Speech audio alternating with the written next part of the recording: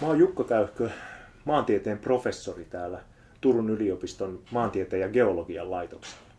Tuolla taustalla näkyy Turun kaupunkia ja tänään sataa vettä. Ja se on yksi asia, mitä me tutkitaan täällä, että miten kaupungit vaikuttaa ympäristöön ja miten kaupunkien ilmasto tulee muuttumaan. Ja siinä yhteydessä me tutkitaan myös Itämerta, joka on tuossa ihan kilometrin parin päässä mun selkäni takana. Maantiede on tieteenala, joka tutkii alueita. Me yritetään ymmärtää aina, että miten joku alue toimii. Esimerkiksi vaikka Itämeren seutu. Toisaalta se Itämeren allas, se vesimäärä ja toisaalta sitten ne maa-alueet, jotka ympäröi Itämerta, jotka siihen vaikuttaa. Itämeri on tämmöinen pieni meriallas. Sitä voisi oikeastaan kutsua, että se on tämmöinen iso jokisuisto, johon virtaa monta jokea ja se Itämeren vesi on tämmöistä, puhutaan murtovedestä, tämmöistä hiukan suolasta, mutta ei kuitenkaan yhtä suolasta kuin valtameren vesi. Ja Itämeressä on sen takia ihan oma poikkeuksellinen eliöyhteisönsä. Täällä on sellaisia eliölajeja, joita me ei löydetä lainkaan tuolta valtamerestä. Toisaalta sitten taas jotkut lajit on tämmöisiä valtamerilajeja, jotka on sitten sopeutunut tähän alhaisempaan suolapitoisuuteen. Biologit tutkii sitä vettä, sen laatua, niitä eliöitä, joita siellä vedessä on. Me maantieteilijät taas kartoitetaan asioita.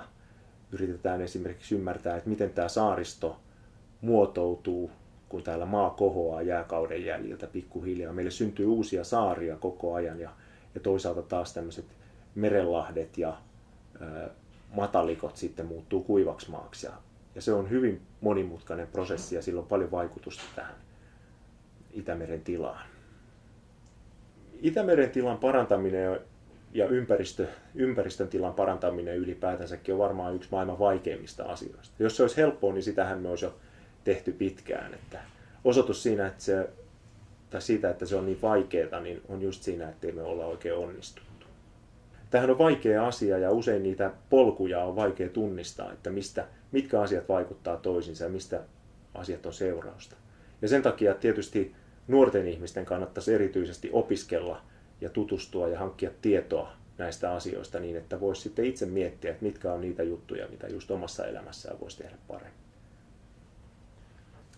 Mä yritän arkielämässä ajatella aina silleen, että mitä tahansa mä teen, niin sillä on vaikutusta ja usein haitallista vaikutusta ympäristöön. Ja sitten koitan miettiä, että mikähän olisi semmoinen tapa, että se haitallinen vaikutus olisi mahdollisimman pieni.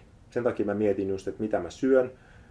Yritän syödä kasvisruokaa, joka on tuotettu tässä lähistöllä ja mä tuen maataloutta ja maanviljelijöitä sillä tavalla. Toisaalta mä pyöräilen töihin, enkä käytä autoa aina kun se on mahdollista.